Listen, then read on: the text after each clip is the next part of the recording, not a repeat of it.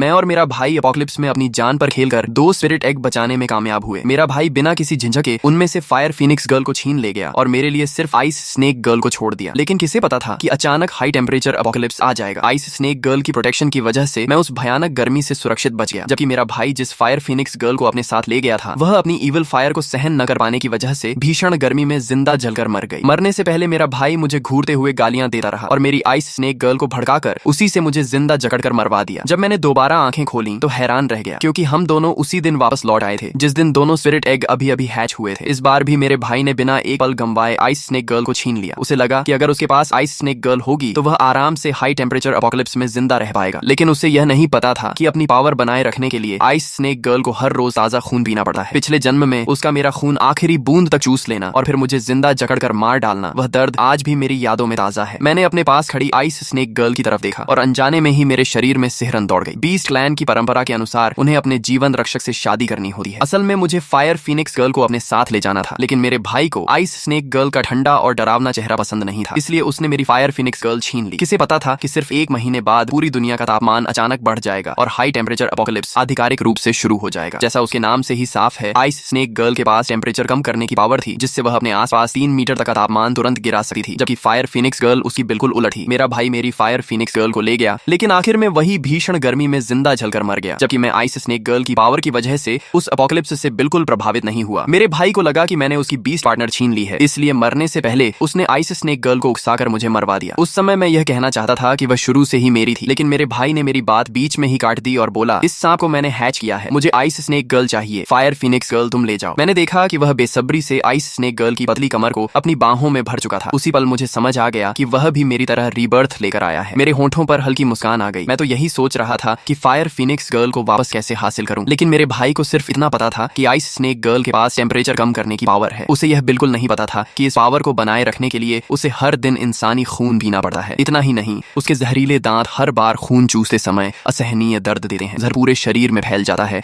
और इंसान की हालत मौत से भी बदतर हो जाती है। पिछले जन्म में मेरे भाई के लगातार उकसाने की वजह से आइस स्नेक गर्ल मेरा इतना खून पी चुकी थी कि मैं मरने की कगार पर पहुंच गया था। एक तरह से देखा जाए तो मुझे अपने भाई का शुक्रिया अदा करना चाहिए, क्योंकि आखिर में उसी ने मुझे जल्दी मौत दे दी। लेकिन इस जन्म में हर रोज सांप के जहरीले दांतों से खून चुसवाने की यातना मेरा भाई खुद सहेगा। पिछले जन्म में जब मैं आइस स्नेक गर्ल को अपने साथ ले गया था, तब वह मन से बिल्कुल तैयार नहीं थी। वह सिर्फ बीस्ट क्लैन के नियमों की वजह से मजबूरी में मेरी पत्नी बनी थी। लेकिन इस बार जैसे ही उसने सुना कि मेरा भाई उसे अपने साथ ले जाना चाहता है, उसने मेरे जवाब का इंतजार भी नहीं किया और तुरंत उसके पास जाकर खड़ी हो गई। फिर उसने शांत आवाज में कहा, शिंगचुआन, अब जब शिंगयू मुझे अपने साथ ले जाना चाहता है तो मैं अब उसी की हूँ, तुम अब मेरा पीछा मत करना। मैंने अपनी आंखें सिकोड़ ली। अब मुझे पूरा यकीन हो गया कि सिर्फ मैं और मेरा भाई ही नहीं, बल्कि आइस स्नेक गर्ल भी रीबर्थ लेकर आई है। आइस स्नेक गर्ल की बातें सुनकर मेरे भाई के चेहरे पर खुशी और घमंड साफ दिखाई देने लगा। उसने मेरी तरफ घमंड से देखते हुए कहा, क्या हुआ शिंगचुआन, यह आइस स्नेक गर्ल का अपना फैसला है, तुम उस बेकार फायर फिनिक्स गर्ल को लेकर घर चले जाओ। यह सुनकर मैं हल्का सा मुस्कुरा दिया और बोला, ठीक है, अगर छोटे भाई को आइस स्नेक गर्ल इतनी पसंद है तो बड़े भाई होने के नाते मैं उसे कैसे मना कर सकता हूँ। मेरे भाई शिंगयू जब मेरे पास से गुजरा तो जानबूझकर अपने कदम धीमे कर दिए। उसने घमंड से मुझे तिरछी नजर से देखा और मेरे कान के पास आकर धीमी आवाज में बोला, तुझे अभी तक पता नहीं है ना, बहुत जल्द हाई टेम्परेचर एपोकलिप्स आने वाला है। जिस दिन तू गर्मी सहन नहीं कर पाएगा और मेरे पैरों में गिरकर भीख मांगेगा, उस दिन अगर मेरा मूड अच्छा हुआ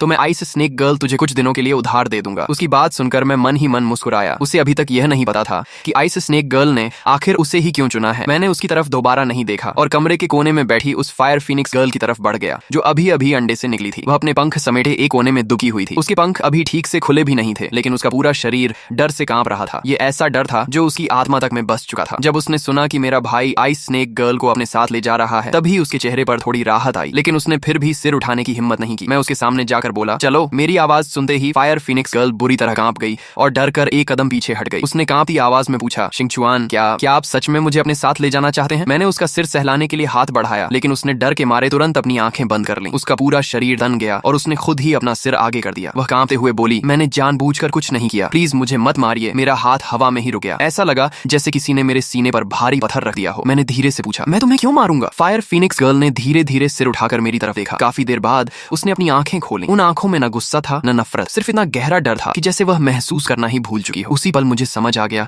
कि वह भी रीबर्थ लेकर आई है। मैंने धीरे से पूछा, फायर फिनिक्स, क्या मेरे भाई ने तुम्हारे साथ? लेकिन मेरी बात पूरी होने से पहले ही वह बुरी तरह सिमट गई और घबरा कर बोली, उसका नाम मत लीजिए, प्लीज उसका नाम मत लीजिए। उसका पूरा शरीर दर्द से सिकुड़ गया, जैसे किसी ने उसके दिल में चाकू घोंप दिया हो। उसकी आंखों के कोनों से खून तक निकल आया। आया। मैंने उससे आगे कुछ नहीं पूछा। मैं बस धीरे से उसे अपनी बाहों में लेकर उसके सामने खड़ा हो गया और शांत आवाज में कहा, अब सब ठीक है, अब तुम्हें कोई कुछ नहीं करेगा। उसका शरीर अभी भी कांप रहा था, लेकिन इस बार उसने खुद को छुड़ाने की कोशिश नहीं की। काफी देर बाद उसने धीरे से पूछा, शिंगचुआन, आपने मुझे अपने साथ क्यों ले लिया? मैंने उसकी आंखों में देखते हुए शांत स्वर में कहा, क्योंकि तुम मेरी हो। ये कोई दया या एहसान नहीं है, बल्कि सच है। इसके बाद मैं फायर फिनिक्स गर्ल को लेकर वहां से चला आया। पूरे रास्ते वह बहुत सावधानी से मेरे पीछे पीछे चलती रही, जैसे उसे डर हो कि अगर उसने कोई गलती कर दी तो मैं भी उसे छोड़ दूंगा। काफी दूर आने के बाद उसने धीरे से पूछा, शिंगचुआन, हम कहाँ जा रहे हैं? मैंने जवाब दिया, घर, लेकिन मेरा घर यहाँ से काफी दूर है, यहाँ कोई गाड़ी भी नहीं है, इसलिए तुम्हें मेरे साथ थोड़ा पैदल चलना पड़ेगा। मेरी बात पूरी भी नहीं हुई थी कि उसने झिंझकते हुए कहा, अगर आपको मुझसे कोई परेशानी नहीं है तो मैं आपको उड़ाकर घर ले चलती हूँ। इतना कहकर वह झुक गई और मुझे अपनी पीठ पर बैठने का इशारा किया। मैं थोड़ा शर्मिंदा होकर बोला, नहीं, इसकी जरूरत नहीं, लेकिन वह मुस्कुराकर बोली, कोई बात नहीं शिंगचुआन, आइए, मैं आपको उड़ाकर घर ले चलती हूँ। उसके बार बार कहने पर मैं उसकी पीठ पर बैठ गया। मैं उसे रास्ता बताने ही वाला था कि वह बोली, जरूरत नहीं, मुझे पता है आपका घर कहाँ है। मैं हैरान रह गया और उससे पूछने ही वाला था कि उसे कैसे पता है। तभी वह बोली, शिंगचुआन, हम घर पहुंच गए। उसकी रफ्तार देखकर मैं दंग रह गया। वह किसी हवाई जहाज से भी तेज उड़ रही थी। मेरी हैरानी देखकर वह गर्व से मुस्कुराई और बोली, हवाई जहाज क्या चीज है? मैं फीनिक्स क्लैन की हूँ। पहली बार मैंने उसे ध्यान से देखा। उसके चेहरे पर मासूमियत साफ झलक रही थी। उसकी बड़ी बड़ी आंखों में एक भोली लड़की जैसी चमक थी। वह आइस स्नेक गर्ल की तरह बिल्कुल नहीं थी, जिसकी आंखों में हमेशा बर्फ जैसी ठंडक और उम्र से कहीं ज्यादा गहराई दिखाई देती थी। तभी फायर फिनिक्स गर्ल ने उम्मीद भरी नजरों से मेरी तरफ देखते हुए पूछा, शिंगचुआन, क्या आप मेरी तारीफ नहीं करेंगे? मैंने उसे देखते हुए गहरी सांस ली और कहा, तुम इतनी अच्छी हो, फिर उसने तुम्हारे साथ इतना बुरा कैसे किया? इतना कहते ही मुझे अपनी गलती का एहसास हो गया। मैंने देखा कि उसके चेहरे की मुस्कान पल भर में गायब हो गई। मैं तुरंत बोला, माफ करना आप हैं, मेरा इरादा तुम्हें दुख पहुंचाने का नहीं था। वह हल्का सा मुस्कुराई और बोली, आप हैं, ये नाम बहुत अच्छा है। शिंगचुआन, क्या मैं सच में इतनी बेकार फिनिक्स हूँ? मेरे कुछ कहने से पहले ही वह खुद बोलती चली गई। वह हमेशा कहता था कि मैं किसी काम की नहीं हूँ, मैं सिर्फ उसके शरीर को और गर्म कर देती हूँ। आइस स्नेक गर्ल की तरह उसकी मदद नहीं कर सकती। वह कहता था कि उसकी सारी बदकिस्मती की वजह मैं हूँ। उसने मेरे पंख एक एक करके नोच दिए, सुइयों से मुझे गोदा, चिमटे से मेरी चोंच तोड़ दी, फिर मेरे पंख भी तोड़ दिए और मुझे बाहर मरने के लिए फेंक दिया। क्या मैं सच में आइस स्नेक गर्ल से इतनी खराब हूँ? शिंगचुआन, फिर भी आप मुझे अपने साथ क्यों ले आए? मैं तो किसी काम की फीनिक्स नहीं हूँ। मुझे पहले से अंदाजा था कि शिंगयू ने उसके साथ बुरा व्यवहार किया होगा, लेकिन मैंने कभी नहीं सोचा था कि वह इतना निर्दयी होगा। फायर फिनिक्स गर्ल को चुनने का फैसला उसी का था। हाई टेम्परेचर अपोकलिप्स आने की भविष्यवाणी कोई नहीं कर सकता था। फिर उसने अपनी सारी नाकामी का दोष उसी पर क्यों डाल दिया? मैंने तुरंत उसका हाथ पकड़कर कहा, ऐसा बिल्कुल नहीं है आप हैं। तुम उसकी कही हुई एक भी बात पर विश्वास मत करना। तुम बहुत अच्छी हो, तुम आइस स्नेक गर्ल से भी कहीं बेहतर हो। वह हल्का सा मुस्कुराई और बोली, मुझे पता है, आप सिर्फ मुझे दिलासा दे रहे हैं, लेकिन अब मैं पहले से बेहतर महसूस कर रही हूँ। मैंने सिर हिलाकर कहा, नहीं आप हैं, मैं तुम्हें दिलासा नहीं दे रहा। सच में तुम उससे कहीं बेहतर हो। और तुम्हें एक राज बताऊं, मैं भी रीबर्थ लेकर आया हूँ। ये सुनते ही उसकी आंखें चमक उठी। फिर मैंने उसे पिछले जन्म की पूरी कहानी बता दी कि कैसे आइस स्नेक गर्ल हर रोज मेरा खून पीती रही और आखिर में मुझे मार डाला। मेरी बात सुनकर वह हैरान रह गई और बोली, ये कैसे हो सकता है? हमारे बीस्ट क्लैन की परंपरा के अनुसार हम अपने उद्धारकर्ता के प्रति हमेशा वफादार रहते हैं, चाहे वह हमारे साथ जैसा भी व्यवहार करे, हमें सब सहना पड़ता है। अगर कोई इस नियम को तोड़ दे तो उसे बहुत भयानक सजा मिलती है। फिर उसने आपके साथ ऐसा करने की हिम्मत कैसे की? मैंने कड़वी मुस्कान के साथ सिर हिलाया और कहा, मुझे भी नहीं पता। फिर मैंने पूछा, आप हैं, वह सजा आखिर क्या होती है? उसने सिर हिलाकर कहा, मुझे भी ठीक से नहीं पता, बस इतना जानती हूँ कि वह बहुत भयानक होती है। मैंने बात बदलते हुए कहा, छोड़ो, अभी उन बातों के बारे में सोचने का समय नहीं है। हाई टेम्परेचर अपोकलिप्स आने वाला है, हमें उसकी तैयारी करनी होगी। हम दोनों ने काफी देर तक सोच विचार किया। एयर कंडीशनर खरीदने का कोई फायदा नहीं था, क्योंकि अपोकलिप्स शुरू होते ही बिजली और पानी की पूरी व्यवस्था ठप हो जाने वाली थी। आखिर में मैंने फैसला किया कि अपने गांव वाले घर के आंगन में एक बहुत गहरा अंडरग्राउंड सेलर खोदेंगे। अंडरग्राउंड सेलर गर्मियों में ठंडा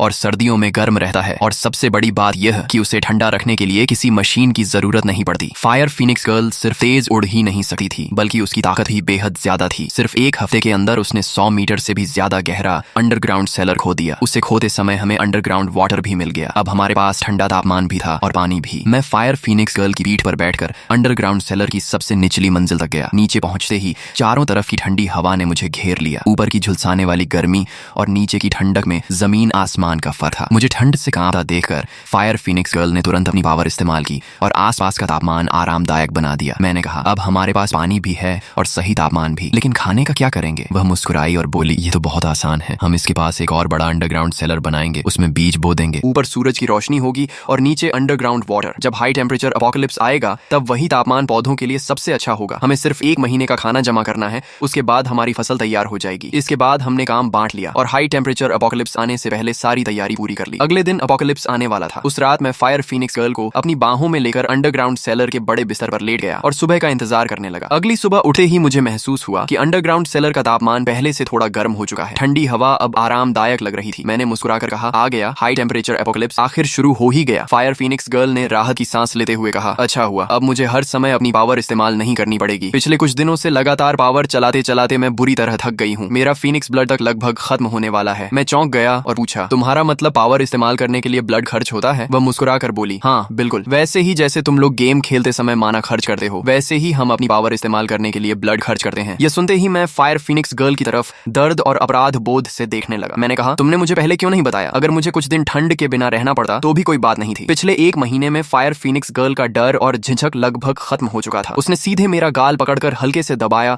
और मुस्कुराते हुए बोली, मुझे पहले से पता था, अगर मैं आपको बता देती तो आप कभी मुझे अपनी पावर इस्तेमाल नहीं करने देते। उसकी बात सुनकर मेरा दिल भर आया। मैं उसे देखता रहा और मन ही मन सोचने लगा कि आखिर बीस्ट क्लैन के दो लोगों में इतना फर्क कैसे हो सकता है। पिछले जन्म में मैंने कभी आइस स्नेक गर्ल से गर्मी की शिकायत तक नहीं की थी। गर्मी उससे खुद बर्दाश्त नहीं हो रही थी, इसलिए उसने जबरदस्ती अपनी पावर इस्तेमाल की, लेकिन उसकी पावर चलती मेरे खून से थी। ये याद आते ही मैंने गहरी सांस ली और धीरे से बुदबुदाया, पता नहीं इस समय शिंगयू की क्या हालत होगी। अगर पिछले जन्म जैसा ही सब हो रहा है तो आज उसके खून चूसने का पहला दिन होगा। अफसोस, उसकी हालत अपनी आंखों से नहीं देख पा रहा। शायद फायर फीनिक्स गर्ल मेरे मन की बात समझ गई थी। वह मुस्कुराई और बोली, भैया मैं आपको कुछ मजेदार दिखाती हूँ। इतना कहकर उसने रहस्यमय अंदाज में मुझे एक ब्रॉन्ज मिरर पकड़ा दिया। मैंने हैरानी से पूछा, यह क्या है? एक साधारण आईना? मैं उसे बार बार उलट पलट कर देखने लगा, लेकिन उसमें कुछ भी खास नजर नहीं आया। तभी फायर फीनिक्स गर्ल ने उस ब्रॉन्ज मिरर पर हल्की सी आग फूंकी। अगले ही पल उसका धुंधला शीशा बिल्कुल साफ हो गया और उसमें अचानक शिंगयू और आइस स्नेक गर्ल दिखाई देने लगे। मेरी उलझन देखकर फायर फीनिक्स गर्ल मुस्कुराई और बोली, ये फीनिक्स क्लैन का ट्रेजर है। इसे तुम इंसानों की भाषा में सर्वेलेंस कैमरा कह सकते हो। फर्क सिर्फ इतना है कि इसे न बिजली चाहिए और न ही नेटवर्क। मैंने सिर हिलाया और ब्रॉन्ज मिरर में दिख रहे दृश्य को ध्यान से देखने लगा। उसमें शिंगयू पूरी तरह पसीने से भीगा हुआ आइस स्नेक गर्ल के सहारे बैठा था और लगातार चिल्ला रहा था, गर्मी से जान निकल रही है, जल्दी अपनी कूलिंग पावर इस्तेमाल करो। आइस स्नेक गर्ल ने हल्के से होंठ भींचे। उसे देखते ही मैं समझ गया कि अब वह अपना असली रंग दिखाने वाली है। उसके चेहरे पर एक अजीब सी मुस्कान उभरी और उसने शिंगयू की तरफ घूरते हुए कहा, शिंगयू तुमने ही मुझसे अपनी पावर इस्तेमाल करने को कहा है, बाद में पछताना मत। शिंगयू बेसब्री से चिल्लाया, जल्दी करो, मैं गर्मी से मर जाऊंगा। लेकिन उसकी बात पूरी होने से पहले ही आइस स्नेक गर्ल ने अपने जहरीले दांत सीधे उसकी बाह में गड़ा दिए। अगले ही पल शिंगयू दर्द से चीख उठा। उसका पूरा शरीर अकड़ गया और वह हिल तक नहीं पाया। मुझे अच्छी तरह पता था कि स्नेक वेनम ने उसकी मोटर नर्व्स को सुन्न कर दिया था, लेकिन उसकी कीमत यह थी कि उसके पेन नर्व्स 10,000 गुना ज्यादा संवेदनशील हो चुके थे। यानी उसे जो दर्द महसूस हो रहा था वह किसी आम सांप के काटने से 10,000 गुना ज्यादा था। शिंगयू का चेहरा दर्द से पूरी तरह बिगड़ गया। उसकी चीखें पूरे अंडरग्राउंड सेलर में गूंज रही थी और उन्हें सुनकर मेरे कान तक सुन्न होने लगे। मैंने तुरंत ब्रॉन्ज मिरर बंद कर दिया। जैसे ही पीछे मुड़ा, देखा फायर फीनिक्स गर्ल मुझे बड़ी अजीब नजरों से देख रही थी। मैंने पूछा, क्या हुआ? अगले ही पल वह दौड़कर मुझसे लिपट गई और अपने पंखों में मुझे ढक लिया। उसकी आवाज कांप रही थी, शिंगचुआन क्या पिछले जन्म में आपके साथ भी बिल्कुल ऐसा ही हुआ था? तब मुझे समझ आया कि वह मेरी तकलीफ की कल्पना करके ही टूट गई थी। न जाने क्यों मेरी आंखें भी नम हो गईं। पिछले जन्म में मेरे माता पिता हमेशा शिंगयू का पक्ष लेते थे। हर बार मुझे ही उससे समझौता करने के लिए कहते थे, लेकिन कभी किसी ने यह नहीं पूछा कि मेरे दिल पर क्या बीत रही है। सच में मेरी परवाह की थी। मुझे रोता हुआ देखकर फायर फीनिक्स गर्ल पूरी तरह घबरा गई। वह बार बार माफी मांगते हुए बोली, ये सब मेरी गलती है, मुझे माफ कर दीजिए। अगर मुझे पहले पता होता कि आइस स्नेक गर्ल ने आपके साथ इतना अत्याचार किया है तो मैं कभी आपको उसके पास नहीं छोड़ी। मैं तो हमेशा यही समझती रही कि उसके पास टेम्परेचर कम करने की पावर है, इसलिए वह आपको आराम से रखेगी। अगर मुझे सच्चाई पता होती तो अपनी जान की बाजी लगाकर भी आपको वापस ले आती। उसकी बातें सुनकर मैं हैरान रह गया। मुझे समझ नहीं आया कि वह ऐसा क्यों कह रही है, लेकिन उसकी बाहों में रहते हुए मेरे मन को पहली बार सुकून मिला। कुछ देर बाद मैंने फिर से वह ब्रॉन्ज मिरर खोल दिया, ये देखने के लिए कि उधर क्या चल रहा है। अब शिंगयू की दर्द भरी चीखें बंद हो चुकी थीं। वह सोफे पर बेहद कमजोर हालत में पड़ा कांप रहा था। आइस स्नेक गर्ल की जीभ उसके चेहरे पर धीरे धीरे घूम रही थी। वह मुस्कुराकर बोली, तुम वाकई काफी सहनशील हो, अपने भाई से कहीं ज्यादा। फिर उसने कांपते हुए शिंगयू की तरफ देखा और बोली, रो क्यों रहे हो? अगर हाई टेम्परेचर अपोकलिप्स में मैं तुम्हारे साथ न होती तो क्या तुम इतनी आराम से जिंदा रह पाते? तुम्हारा भाई शिंगचुआन तो मेरे बिना अब तक गर्मी से तड़प तड़प कर मर गया होगा। उसकी बात सुनकर मैं बस आंखें घुमा कर रह गया। सच तो यह था कि मैं इस समय पहले से कहीं ज्यादा आराम में था। तभी शिंगयू जैसे कुछ सोचकर बोला, क्यों ना मैं किसी बहाने शिंगचुआन को यहाँ बुला लूं, फिर तुम उसका भी खून पी लेना। लेकिन अगले ही पल उसने खुद ही सिर हिलाया, नहीं, अगर वह यहाँ आ गया तो उसे भी तुम्हारी पावर का फायदा मिल जाएगा। मैं तो चाहता हूँ कि वह गर्मी से तड़प तड़प कर मरे, फिर मेरे पैरों में गिरकर मुझसे भीख मांगे। उसकी बातें सुनकर मैंने बेबसी से मुस्कुरा दिया। आज तक मुझे समझ नहीं आया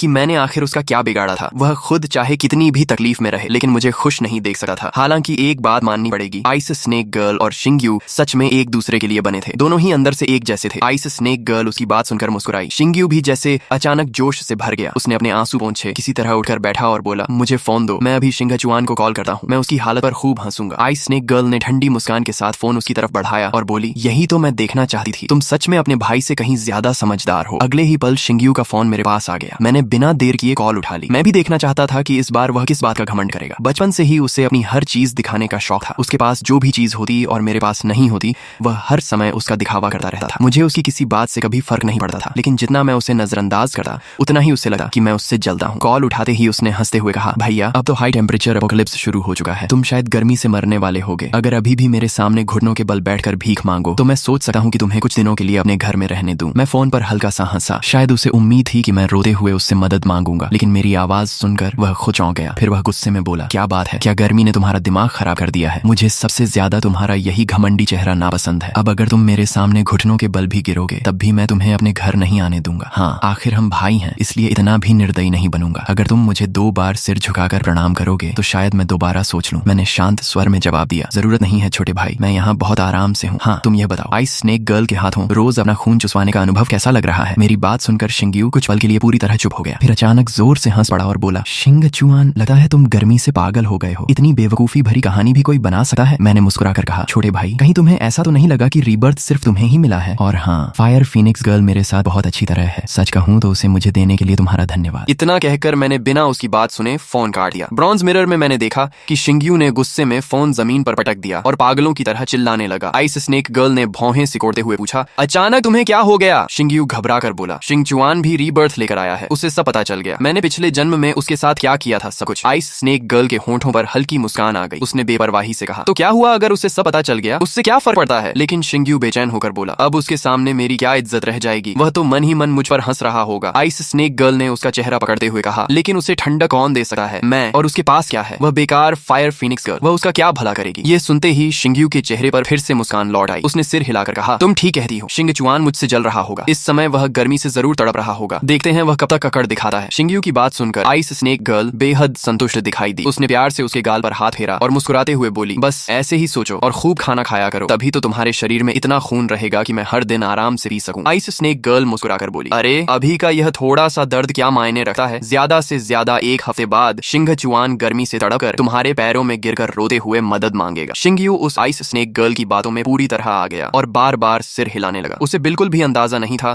कि आइस स्नेक गर्ल को सिर्फ उसका खून नहीं चाहिए था, बल्कि उसका असली मकसद उसकी सोल थी। पिछले जन्म में आइस स्नेक गर्ल को मेरे खून से अपनी पावर बनाए रखने के बाद भी एक सोल की जरूरत थी, लेकिन उसे किसी ऐसे इंसान की सोल चाहिए थी जो उसके जैसा स्वार्थी और निर्दयी हो। सिर्फ ऐसी सोल ही उसकी पावर को हमेशा के लिए स्थिर रख सकती थी। मेरी सोल उसकी शर्तों पर खरी नहीं उतरती थी, इसलिए उसने मुझसे कहा था कि मैं किसी तरह शिंग्यू को उसके पास ले आऊं। मुझे अच्छी तरह पता था कि अगर मैंने अपने भाई को वहां पहुंचा दिया तो उसे कैसी भयानक यातना झेलनी पड़ेगी, इसलिए मैंने साफ मना कर दिया था। लेकिन शिंगेयू ने उल्टा यही समझा कि मैं उससे जलता हूं और उसे अच्छा नहीं देख सकता। उस समय तक मैं उसे अपना छोटा भाई मानता था और हमारे भाईचारे की इज्जत करता था, लेकिन अपनी मौत के बाद ही मुझे समझ आया कि उसके दिल में मेरे लिए जरा भी अपनापन नहीं था। इस जन्म में मैंने तय कर लिया था कि अब मैं उसे कभी नहीं रोकूंगा, उसे जो करना है करने दूंगा। इसके बाद मैं और फायर फीनिक्स गर्ल कई दिनों तक बहुत सुकून से रहे। इस दौरान शिंगयू कई बार मुझे फोन करके अपने आराम की जिंदगी का दिखावा करता रहा। शुरू में मैं उसकी बातें चुपचाप सुन लेता था, लेकिन बाद में जब वह हद से ज्यादा परेशान करने लगा तो मैंने उसे वीडियो कॉल पर अपना अंडरग्राउंड सेलर दिखा दिया। मेरी रहने की जगह देखकर उसका चेहरा तुरंत काला पड़ गया। उस दिन के बाद उसने मुझे फोन करना लगभग बंद कर दिया और मेरी जिंदगी फिर से शांत हो गई। लेकिन न मैं और न ही फायर फीनिक्स गर्ल ये समझ पाए कि एक नया संकट धीरे धीरे हमारी तरफ बढ़ रहा था। एक रात हम दोनों अंडरग्राउंड सेलर में सो रहे थे कि अचानक मेरे चेहरे पर गिरती बारिश की बूंदों से मेरी आंख खुल गई। मैंने ऊपर देखा तो हैरान रह गया। इतने दिनों से झुलसाने वाला और बिल्कुल सूखा आसमान अचानक बारिश बरसा रहा था। अच्छी बात यह थी कि बारिश का पानी गर्म तो था, लेकिन इतना नहीं कि उसे सहा न जा सके। उसका तापमान लगभग 20-25 डिग्री के आसपास था। शुरुआत में हमने इस पर ज्यादा ध्यान नहीं दिया, लेकिन वह बारिश लगातार कई दिनों तक बिना रुके होती रही। अंडरग्राउंड सेलर में पानी धीरे धीरे भरने लगा और कुछ ही दिनों में वह हमारे टखनों तक पहुंच गया। फायर फीनिक्स गर्ल ने मुझसे कहा कि मैं नीचे ही रहूं,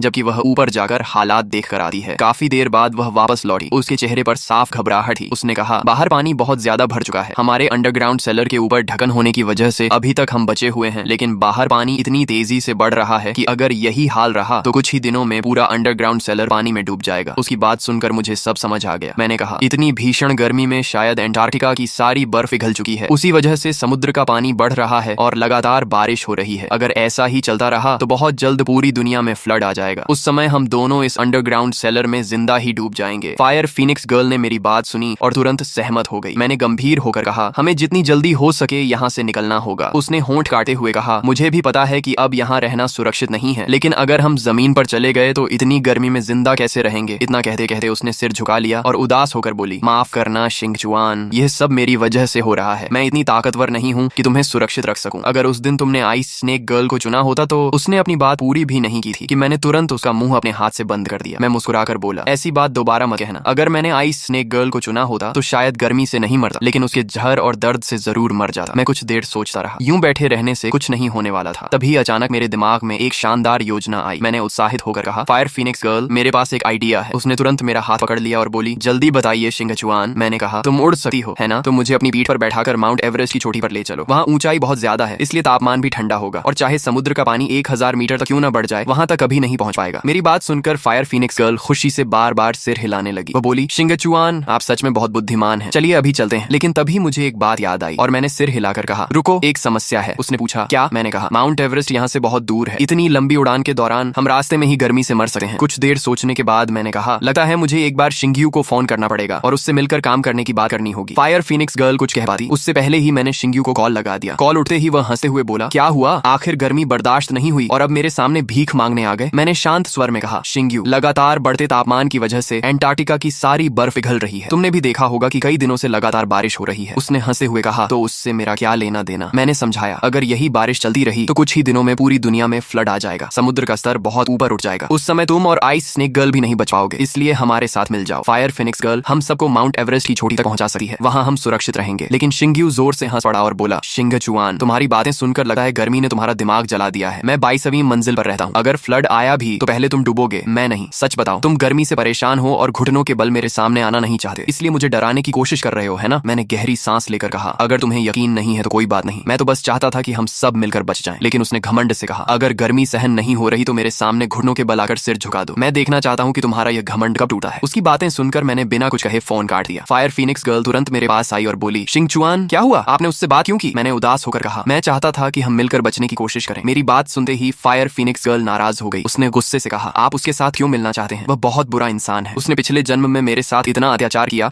और उसी की वजह से मैं आपसे अलग हो गई थी। उसका फूला हुआ चेहरा देखकर मुझे हंसी आ गई। मुझे हंसता देखकर वह और ज्यादा नाराज हो गई और बोली, आगे से कभी उससे बात मत करना। पिछले जन्म में मुझे अंडे से आपने निकाला था, लेकिन वह मुझे जबरदस्ती अपने साथ ले गया। इतने दिनों तक मैं उसे ही अपना उद्धारकर्ता समझती रही। बाद में मुझे पता चला कि वह तो मेरा असली उद्धारकर्ता था ही नहीं। मैंने हैरानी से पूछा, तुम्हें कैसे पता चला कि तुम्हें अंडे से मैंने निकाला था? वह मुस्कुराकर बोली, क्योंकि जब आपने मुझे हैच किया था तब आप गाना गा रहे थे। आपकी आवाज भले ही बहुत खराब थी, लेकिन वही आवाज मुझे हमेशा याद रही। बाद में जब शिंग्यू को गाते सुना तो मुझे समझ आ गया कि वह मेरा उद्धारकर्ता नहीं हो सकता। मैं कई बार चुके से आपके पास वापस आना चाहती थी, लेकिन फिर हाई टेम्परेचर अपोकलिप्स आ गया। मैंने सोचा आइस स्नेक गर्ल के साथ आप खुश होंगे, इसलिए मैं चुप रही। मुझे क्या पता था कि उसने आपके साथ इतना बुरा किया होगा। उसकी बात सुनकर मैं शर्म से मुस्कुरा दिया। फिर मुझे अपनी और उसकी हालत याद आई। अगर हम गर्मी से नहीं मरे तो फ्लड में डूब जाएंगे। मैं अनजाने में फिर से आह भर बैठा। मैंने धीरे से कहा, लगता है दोबारा जिंदगी मिलने के बाद भी हम पिछले जन्म वाली किस्मत से नहीं बच पाएंगे। फायर फीनिक्स गर्ल ने हैरानी से मेरी तरफ देखा और बोली, आप ये क्या कह रहे हैं? मैं आपको माउंट एवरेस्ट की चोटी तक पहुंचा दूंगी। मैंने सिर हिलाकर कहा, रास्ता बहुत लंबा है, हो सकता है हम वहां पहुंचने से पहले ही गर्मी से मर जाएं। इसलिए मैं चाहता था कि आइस स्नेक गर्ल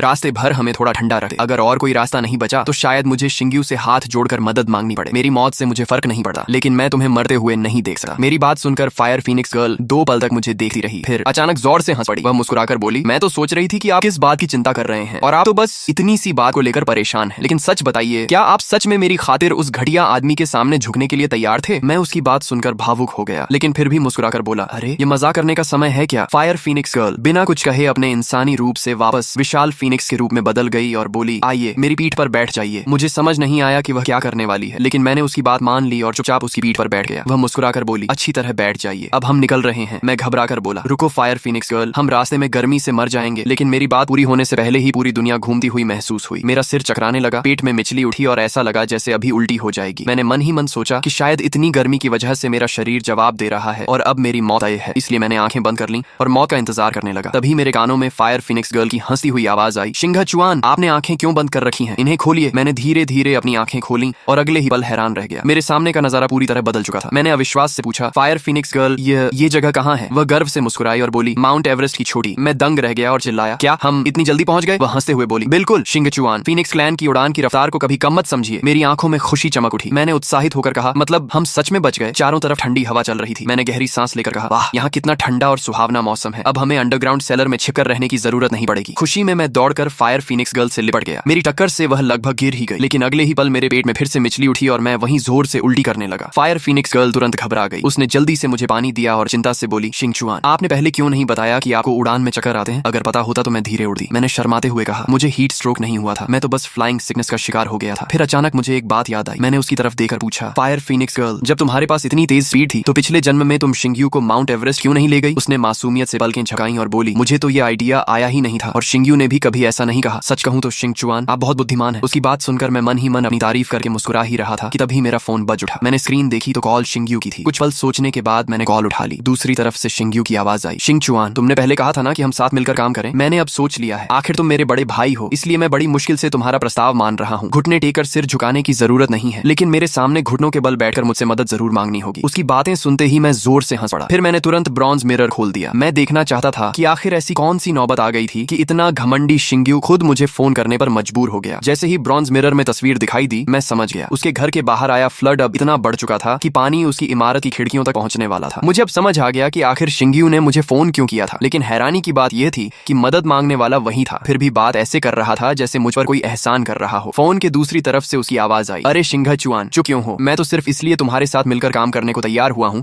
क्योंकि तुम मेरे बड़े भाई हो। मेरी बात ठुकराने की गलती मत करना। मैंने व्यंग्य से कहा, तो क्या मुझे तुम्हारा धन्यवाद भी करना चाहिए? लेकिन शिंगयू को मेरी बातों का मतलब समझ ही नहीं आया। वह घमंड से बोला, बिल्कुल, मैं तुम्हारा जीवन बचाने वाला हूँ, इसलिए तुम्हें मेरे सामने घुटनों के बल बैठकर मुझसे मदद मांगनी होगी। उसकी बेवकूफी भरी बातें सुनकर मैंने बिना एक शब्द बोले फोन काट दिया। लेकिन अगले ही पल उसका फोन फिर से आ गया। मैं उठाना नहीं चाहता था, मगर यह जानने की उत्सुकता थी कि अब वह कौन सा नया बहाना बनाएगा, इसलिए मैंने फिर से कॉल उठा ली। इस बार उसने बनावटी उदारता दिखाते हुए कहा, चलो शिंगचुआन, तुम मेरे बड़े भाई हो, इसलिए मैं एक कदम और पीछे हट जाता हूँ। अब तुम्हें मेरे सामने घुटने टेकने की भी जरूरत नहीं है, बस जल्दी से यहाँ आओ। मुझे और आइस स्नेक गर्ल को माउंट एवरेस्ट की चोटी तक पहुंचा दो। मैंने शांत स्वर में कहा, छोटे भाई, अब मुझे आइस स्नेक गर्ल की कोई जरूरत नहीं है, तुम दोनों किसी और के साथ मिलकर बचने की कोशिश करो। मेरी बात सुनते ही वह घबरा गया और बोला, ज्यादा बहादुरी मत दिखाओ, माउंट एवरेस्ट यहाँ से बहुत दूर है, तुम लोग रास्ते में ही गर्मी से मर जाओगे, जल्दी से हमारे पास आओ। मैंने बिना कुछ कहे वीडियो कॉल ऑन कर दी और मुस्कुरा कर बोला, छोटे भाई, जरा खुद देख लो कि मैं अभी कहाँ हूँ। उसने तिरस्कार से कहा, और कहाँ होगे? मैंने कैमरा घुमाकर चारों तरफ बर्फ से ढकी चोटियां दिखाई और कहा, मैं इस समय माउंट एवरेस्ट की चोटी पर हूँ। ये देखकर शिंग्यू की आंखें फटी रह गईं। वह हकलाते हुए बोला, ये कैसे हो सकता है? आइस स्नेक गर्ल के बिना तुम रास्ते में ही गर्मी से मर जाते। मैं मुस्कुराया और बोला, शायद तुम भूल गए कि फायर फीनिक्स गर्ल की उड़ान की स्पीड किसी रॉकेट से कम नहीं है। और हाँ, मुझे इतनी अनमोल साथी देने के लिए तुम्हारा बहुत बहुत धन्यवाद। इतना कहकर मैंने फोन काट दिया। फिर मैंने ब्रॉन्ज मिरर खोला। उसमें शिंग्यू गुस्से से घर का सामान तोड़ रहा था। शोर सुनकर आइस स्नेक गर्ल कमरे से बाहर आई। उसे देखते ही शिंग्यू पागलों की तरह उस पर टूट पड़ा। वह उसे धक्का देने लगा, गालियां देने लगा और मौका देखकर उसके गाल पर जोरदार थप्पड़ भी मार दिया। यह दृश्य देखकर फायर फीनिक्स गर्ल का चेहरा उतर गया। उसने धीमे से पूछा, क्या पिछले जन्म में उसने आपके साथ भी ऐसा ही किया था? मैंने उसके सिर पर प्यार से हाथ फेरा। वह मेरे सीने से लग गई और भर्राई हुई आवाज में बोली, मेरे साथ तो वह इससे भी ज्यादा बुरा करता था। वह मुझे सुइयों से चुभोता था, चाकू से काटा था। और इतना कहते कहते उसकी आंखों से आंसू बहने लगे। मैं तुरंत ब्रॉन्ज मिरर बंद करने लगा, लेकिन उसने मेरा हाथ पकड़ लिया और बोली, नहीं, मैं देखना चाहती हूँ कि आइस स्नेक गर्ल उसके साथ वैसा ही व्यवहार करती है या नहीं जैसा मैंने उसके साथ किया था। क्या वह भी उसकी हर गलती सह लेगी? उसकी बात सुनकर मुझे एहसास हुआ कि वह जितनी मासूम दिखती है उतनी भोली नहीं रही, लेकिन शायद यह उसके लिए अच्छा ही था, क्योंकि मैं आइस स्नेक गर्ल को अच्छी तरह जानता था। मैंने कभी उसका बुरा नहीं किया था, फिर भी उसने मेरे साथ इतनी निर्दयता की थी। अब जब शिंग्यू ने खुद उसके ऊपर हाथ उठाया था तो वह उसे कभी नहीं छोड़ेगी। और सच भी यही हुआ। ब्रॉन्ज मिरर में आइस स्नेक गर्ल का चेहरा गुस्से से लाल हो चुका था। उसने एक झटके में शिंग्यू का गला पकड़ लिया और लगातार कई जोरदार थप्पड़ उसके चेहरे पर जड़ दी। कुछ ही सेकंड में उसका चेहरा सूज गया, होंठ फट गए और मुंह से खून बहने लगा। थोड़ी देर बाद उसके 2 दांत भी टूटकर जमीन पर गिर पड़े। आइस स्नेक गर्ल की आंखों में हत्या की चमक थी। वह ठंडी आवाज में बोली, शिंग्यू, तुम सच में बहुत घटिया इंसान हो। मेरी पावर का इस्तेमाल करके जिंदा रहते हो और ऊपर से मुझ पर हाथ उठाने की हिम्मत भी करते हो। लगता है तुम्हारी मौत का समय आ गया है। मार खाने के बाद शिंग्यू भी पागलों की तरह चिल्लाने लगा। उसने कहा, मैंने तुम्हें अपना खून इसलिए दिया क्योंकि तुम्हारी पावर से मैं जिंदा रह सकता था, लेकिन अब देखो, पूरा घर फ्लड में डूबने वाला है। अब तुम्हारा क्या फायदा? तुमसे अच्छा तो वह बेकार फायर फीनिक्स गर्ल थी। काश मैंने उसी को चुना होता। आइस स्नेक गर्ल हंस पड़ी और बोली, पिछले जन्म में तो तुमने उसी फायर फीनिक्स गर्ल को चुना था, तब तुम्हें उससे क्या मिला था? उसकी बात सुनकर शिंग्यू एक पल के लिए चुप हो गया। फिर आइस स्नेक गर्ल मुस्कुराकर बोली, लेकिन तुम्हारी एक बात ने मुझे याद दिला दिया कि अब यहाँ रुकने का कोई मतलब नहीं है। शिंग्यू की आंखों में उम्मीद चमक उठी। वह बोला, क्या तुम्हारे पास यहाँ से निकलने का कोई तरीका है? आइस स्नेक गर्ल ने लापरवाही से कहा, मेरी आइस पावर से इस फ्लड को जमा देना मेरे लिए कोई मुश्किल काम नहीं है। ये सुनते ही शिंग्यू खुशी से उछल पड़ा। हाँ, मैं तो भूल ही गया था कि तुम्हारे पास फ्रीजिंग पावर है। जल्दी करो, मुझे भी माउंट एवरेस्ट की चोटी पर ले चलो, फिर मैं शिंगचुआन को दिखाऊंगा कि आखिर जीता कौन। आइस स्नेक गर्ल ने अपनी जीभ बाहर निकाली और मुस्कुराकर बोली, शिंग्यू, तुम सच में बहुत जल्दी रंग बदल लेते हो। लेकिन शिंग्यू उत्साह से बोला, लेकिन क्या? आइस स्नेक गर्ल ने अपनी जहरीली स्नेक फैंग्स बाहर निकाली और ठंडी मुस्कान के साथ बोली, मैंने कब कहा कि मैं तुम्हें भी अपने साथ ले जाऊंगी? इस बार उसने पहले की तरह उसके हाथ या पैर पर नहीं, बल्कि सीधे उसकी गर्दन पर अपने जहरीले दांत गड़ा दी। शिंग्यू डर के मारे चिल्लाया, आइस स्नेक गर्ल, तुम क्या कर रही हो? अगर मैं मर गया तो तुम्हें खून कौन देगा? मेरे बिना तुम तुम भी फ्लड में मर जाओगी, आइस स्नेक गर्ल ने ठंडे स्वर में कहा। वह पहले की बात ही, अब मुझे तुम्हारे खून की जरूरत नहीं रही, अब मुझे सिर्फ तुम्हारी सोल चाहिए। तुम्हारी सोल मिलते ही मैं हमेशा अपनी पावर इस्तेमाल कर सकूंगी, फिर मुझे कभी किसी के खून की जरूरत नहीं पड़ेगी। इतना कहकर उसने पूरी ताकत से उसकी गर्दन में अपने दांत गड़ा दिए। शिंग्यू का शरीर अस्वाभाविक तरीके से मरोड़ खाने लगा। वह लगभग आधे घंटे तक तड़पता रहा और फिर हमेशा के लिए शांत हो गया। लेकिन उसके मरते ही आइस स्नेक गर्ल खुद भी दर्द से कराहने लगी। उसने अपना गला पकड़ लिया और अपने असली स्नेक फॉर्म में बदल गई। ये देखकर मैंने हैरानी से फायर फीनिक्स गर्ल से पूछा, इससे क्या हो रहा है? उसने प्यार से मेरे सिर पर हाथ फेरते हुए कहा, शिंगचुआन, याद है मैंने आपको बीस्ट क्लैन के एंशिएंट रूल्स के बारे में बताया था? मैंने पूछा, कौन सा रूल? वह बोली, जब आपने मुझसे पूछा था कि मैं शिंग्यू का अत्याचार क्यों सहती रही, तब मैंने कहा था कि बीस्ट क्लैन के एंशिएंट रूल्स के अनुसार अगर कोई बीस्ट अपने सेवियर को नुकसान पहुंचाता है तो उसे भयानक पनिशमेंट मिलती है। आइस स्नेक गर्ल इस समय उसी एंशिएंट पनिशमेंट को झेल रही है। मैंने सिर हिलाया। अब सब कुछ समझ आ चुका था। ठीक उसी तरह जैसे कुछ देर पहले शिंग्यू तड़प रहा था, अब आइस स्नेक गर्ल भी जमीन पर दर्द से मरोड़ खा रही थी। काफी देर बाद उसकी भी सांसें हमेशा के लिए थम गईं। आखिरकार बुराई का अंत बुराई से ही हुआ। मैंने कभी नहीं सोचा था कि ये दोनों एक दूसरे को मारकर अपनी मौत बुलाएंगे। शायद यही उनके सारे पापों की सबसे उचित सजा थी।